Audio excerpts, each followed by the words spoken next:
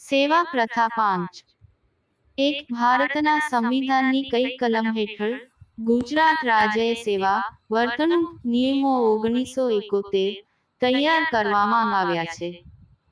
C. કલમ 309. 2. અધોરેખિત ગુજરાત રાજ્ય સેવા વર્તણૂક નિયમો 1971 ક્યારથી અમલમાં આવ્યા છે? 15મી ઓગસ્ટ 1971. 3. સરકારી કર્મચારી પોતાના પુત્ર પુત્રીના લગ્ન પ્રસંગે દહેજ દાયજો માંગે તો તે ગુજરાત રાજ્ય સેવા વર્તણૂક નિયમો 1971 ના કયા ચોક્કસ નિયમનો ભંગ ગણાશે? બી. નિયમ 13 ક 2. 4. અધોરેખિત સરકારી રાજપત્રિત અધિકારીએ દર વર્ષે પોતાની સ્થાવર અને જંગમ મિલકતની વિગત દર્શાવતું નિયત નમૂનાનું પત્રક ક્યારે ભરવાનું હોય છે? એ. 1લી જાન્યુઆરીના રોજ. 5. સામાન્ય રીતે સરકારી નોકર જ્યારે પોતાની પત્ની સાથે રહેતો હોય ત્યારે અન્ય સ્ત્રી સાથે લગ્ન કે કોન્ટ્રાક્ટ કરે તો ગુજરાત રાજ્ય સેવા વર્તણૂક નિયમો 1971 ના કયા ચોક્કસ નિયમ હેઠળ દોષિત ઠરશે? બી. નિયમ 26 2. 6. ગુજરાત રાજ્ય સેવા શિસ્ત અને અપીલ નિયમો કઈ તારીખના જાહેરનામાથી બહાર પાડવામાં આવ્યા છે? બી. 10મી ઓગસ્ટ 1971. 7. ગુજરાત રાજ્ય સેવા શિસ્ત અને અપીલ નિયમો 1971 માંગ, અપીલ અને વત્તા સમીક્ષા ને લગતા કયા નિયમો છે? બી. નિયમો 17મી 21. 8. ગુજરાત રાજ્ય સેવા શિસ્ત અને અપીલ નિયમો 1971 માં કયા સરકારી નોકરને સસ્પેન્ડ કરવાની જોગવાઈ થયેલ છે? કયા નિયમ હેઠળ? સી. નિયમ 6. 9. એક સરકારી કર્મચારી સરકારની મંજૂરી વગર પોતે લખેલી બુક બહાર પાડે છે તો તેણે ગુજરાત રાજ્ય સેવા વર્તણૂક નિયમો ના કયા નિયમનો ભંગ કરેલ ગણાય? ડી. નિયમ 8 2. 10. અનુસૂચિત જનજાતિઓ ને ભારતના સંવિધાનની કઈ કલમમાં વ્યાખ્યાયિત કરવામાં આવેલ છે? બી. કલમ 342. 11. ગુજરાત રાજ્યની મુલકી સેવાનું રાજ્ય સરકારે કયા વર્ગોમાં વર્ગીકરણ કર્યું છે? ડી. વર્ગ 1, વર્ગ 1, વર્ગ 2, વર્ગ 3 અને વર્ગ 4. 12. એક ઉમેદવારતા 1 જુલાઈ 2016 ના રોજ સરકારી નોકરીમાં કાયમી જગ્યા પર કાયમી નિમણૂક મેળવે છે તો તેણે નિમણૂકની તારીખથી કેટલા ગાળામાં નિયમ મુજબ નિયત નમૂનામાં શારીરિક યોગ્યતા તંદુરસ્તીનું તબીબી પ્રમાણપત્ર રજૂ કરવું પડે? ડી. 6 માસ. 13. નોકરીમાં કાયમી નિયુક્તિ અથવા નોકરીમાં ચાલુ રાખવા બાબતે શારીરિક યોગ્યતાની તપાસણી અંગેના નિયમો ગુજરાત મુલકી સેવા નોકરીની સામાન્ય શરતો નિયમો 2002 ના નિયમ 11 હેઠળ કયા પરિશિષ્ટમાં જોવા મળશે? સી. પરિશિષ્ટ 3. 14. કાયમી જગ્યા પર કાયમી રીતે નિમણૂક પામેલા સરકારી કર્મચારી ક્યારે તે જગા પરનો ધારણાધિકાર ગુમાવે છે? ડી. નોકરીમાં બરતરફ થયેલ હોય ત્યારે. 15. એક વર્ષથી ઓછી નોકરી થયેલ હંગામી સરકારી કર્મચારીએ નોકરીમાંથી રાજીનામું આપવા લેખિતમાં કેટલા દિવસમાં નોટિસ આપવાની હોય છે? બી. 1 અઠવાડિયું. 16. સરકારી કર્મચારીની સેવાપોથીમાં સામાન્ય રીતે કઈ બાબત પ્રમાણપત્રની નોંધ કરવાની હોતી નથી? એ. જન્મ તારીખના પ્રમાણપત્ર દાખલાની નોંધ. 17. સરકારી રહેણાંકના આવાસોના વર્ગીકરણની જોગવાઈ ગુજરાત મુલકી સેવા રહેણાંકના મકાનોમાં વસવાટ નિયમો 200 ના કયા નિયમ હેઠળ થયેલ છે? ડી. નિયમ 1 6. 18 સરકારી રહેણાંકના આવાસોને સરકારી કર્મચારી સિવાયની વ્યક્તિઓને ભાડેથી પટ્ટેથી આપવા અંગેની શી જોગવાઈ છે? સી. ભાડાથી અથવા પટ્ટેથી આપી શકાય. 9 હંગામી જગા એટલે શું? બી. પગારનો નિશ્ચિત દર ધરાવતી અમર્યાદિત સમય માટે મંજૂર થયેલ જગા. 20 સરકાર દ્વારા નક્કી થયેલ રહેણાંકના આવાસો માટેના ભાડાના વિભિન્ન દરો પૈકી સૌથી ઓછું ભાડું કયા પ્રકારના ભાડામાં હોય છે? સી. અધિકૃત ભોગવટાનું ભાડું. 21 ગાંધીનગર સિવાયના સ્થળ પર રહેણાંકના આવાસોનું વર્ગીકરણ કક્ષા તેના વપરાશી વિસ્તારના ક્ષેત્રફળ તાબાના ક્ષેત્રફળ આધારિત હોય છે. જે અનુસાર સરકારી રહેણાંકના મકાનો વધુમાં વધુ કુલ કેટલી કક્ષામાં હોય છે? ડી. 9. 22 ફરજ માં કઈ બાબતનો સમાવેશ થતો નથી?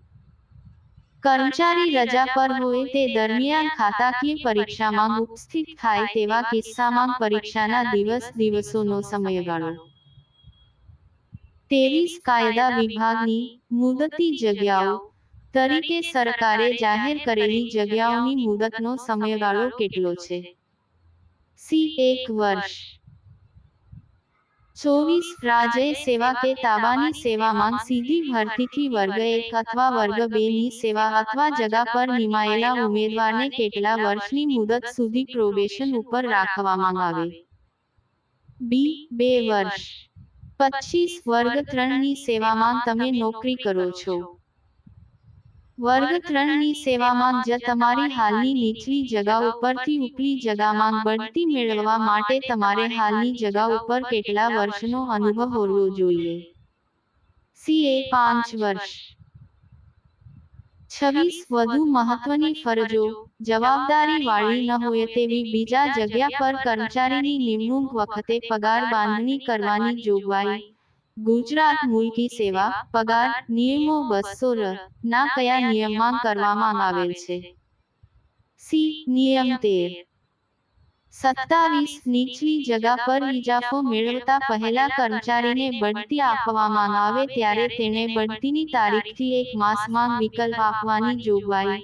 ગુજરાત મુલકી સેવા પગાર નિયમો 2002 ના કયા નિયમો હેઠળ કરવામાં આવેલ છે? એ. નિયમ 11. 28 સરકારી કર્મચારીને સ્ટેપિંગ અપ નો લાભ આપી પગાર ફિક્સ કરવા અંગની જોગવાઈ. ગુજરાત મુલકી સેવા પગાર નિયમો 2002 ના કયા નિયમમાં કરવામાં આવેલ છે? બી. નિયમ 21. 29 અજમાયશી સમય પૂરો થયા પછી પગાર નક્કી કરવા અંગે. ગુજરાત પગાર નિયમો 2002 માં કયા નિયમમાં જોગવાઈ થયેલ છે? બી. નિયમ 20. 30 કર્મચારી દ્વારા પૂરી પાડવામાં આવેલ ખોટી માહિતીના આધારે ક્ષતિયુક્ત બઢતી કે નિમણૂક થયેલ હોય તેવા કિસ્સામાં કર્મચારીને ચૂકવવામાં આવેલ પગાર તથા ભથ્થાઓની વધુ ચૂકવાયેલ રકમ વસૂલવા અંગેની શી જોગવાઈ છે? બી. કર્મચારી પાસેથી વસૂલ કરવાની થાય. 31 ભવિષ્યના ઇજાફાને અસર કરતા ન બને તેવી રીતે અટકાવેલા ઇજાફાની મુદત પૂરી થતા પહેલા કર્મચારીને ઉપલી જગા પર કાર્યકારી નીમવામાં આવે ત્યારે પગાર નિયમિત કરવા અંગે. ગુજરાત મુલકી સેવા પગાર નિયમો 2002 માં કયા નિયમમાં જોગવાઈ થયેલ છે? સી. નિયમ 38(3).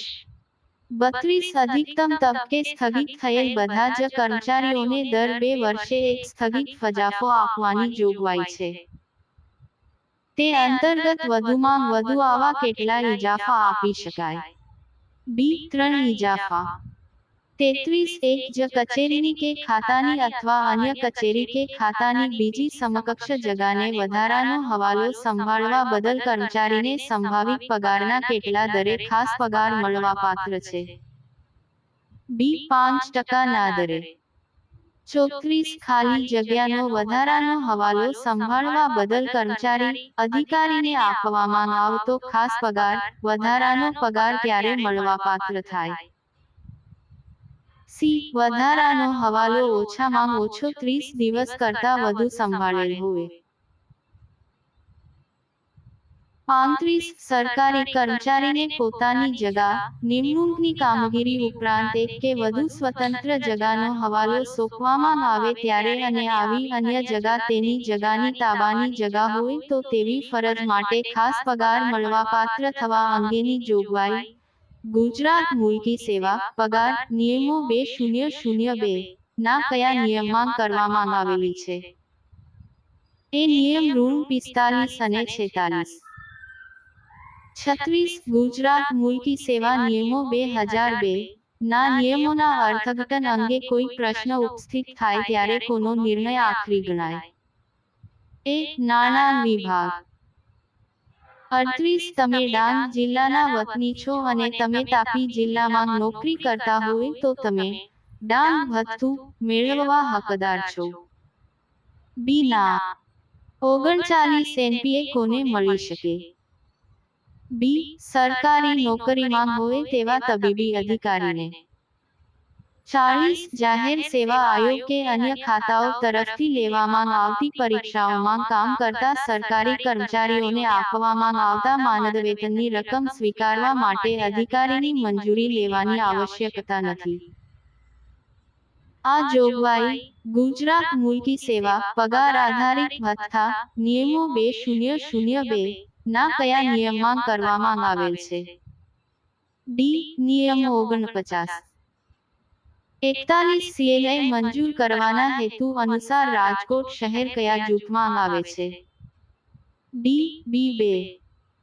42. ગુજરાત રાજ્ય મુલકી સેવા પગાર આધારિત ભથ્થા નિયમો 2002 અન્વયે સરકારી કર્મચારીને ઘરભાડા ભથ્થાના દરની શી જોગવાઈ છે?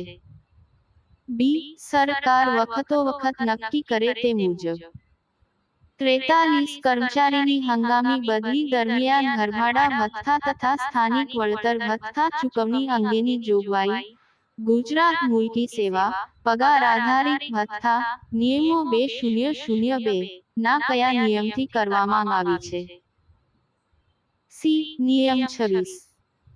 44. સરકારી તબીબી અધિકારી જ્યારે પ્રાપ્ત રજા પર હોય ત્યારે રજાના સમયગાળા દરમિયાન એનપીએ આકારવા અંગે શી જોગવાઈ છે? એ. રજાના સમયગાળા દરમિયાન ખાનગી વ્યવસાય દ્વારા મેળવેલ રકમ સરકારમાં જમા કરાવે તો જ મળવાપાત્ર થાય. 45. પગાર એટલે? એ. સુધારેલ પગાર ધોરણનો મૂળ પગાર અને તેમાં સ્થગિત ઇજાફાનો સમાવેશ. 46. પ્રવર્તમાન સમયમાં સામાન્યતઃ વર્ગ 4 ના સરકારી કર્મચારી સિવાયના દરેક કર્મચારી ક્યારે નિવૃત્ત થાય છે? ડી. જે મહિનામાં 58 વર્ષની વય પૂરી કરે તે મહિનાના છેલ્લા દિવસે બપોર પછી. 47. અમદાવાદ શહેરના સિટી સિવિલ અને સેશન્સ કોર્ટના મુખ્ય ન્યાયાધીશ વય નિવૃત્તિને કારણે ક્યારે નિવૃત્ત થાય? બી. 60 વર્ષ પૂર્ણ કરે ત્યારે. 48. કોઈપણ સરકારી કર્મચારીની નિવૃત્તિ વય મર્યાદા લક્ષ્યમાં લીધા વિના તેની નોકરીની મુદત કોણ લંબાવી શકે? સી. સરકાર. 49. જો પેન્શનર ગંભીર ગેરવર્તણૂક માટે દોષિત જણાયેલ હોય તો સરકાર પેન્શન કે પેન્શનનો હિસ્સો કાયમી ધોરણે અથવા નિશ્ચિત કરેલ સમય સુધી પાછો ખેંચવા કે મોકૂફ રાખવા અંગેનો નિયમ ગુજરાત મુલકી સેવા પેન્શન નિયમો 2002 ના કયા નિયમમાં કરવામાં આવેલ છે? એ. નિયમ 23. 50. નિવૃત્ત થનાર સરકારી કર્મચારીના કિસ્સામાં તેની વિરુદ્ધ ખાતાકીય કે અદાલતી કાર્યવાહી શરૂ કરેલ હોય અથવા ખાતાકીય કાર્યવાહી ચાલુ હોય ત્યારે કર્મચારીને કયા પ્રકારનું પેન્શન મંજૂર કરી શકાય? ડી. કામચલાઉ પેન્શન. 51. ગુજરાત મુલકી સેવા પેન્શન નિયમો 2002 અંતર્ગત નીચે પૈકી કઈ સેવા પેન્શન પાત્ર ન ગણાય? સી. નિયત પગારનો સમયગાળો. Like, share and subscribe.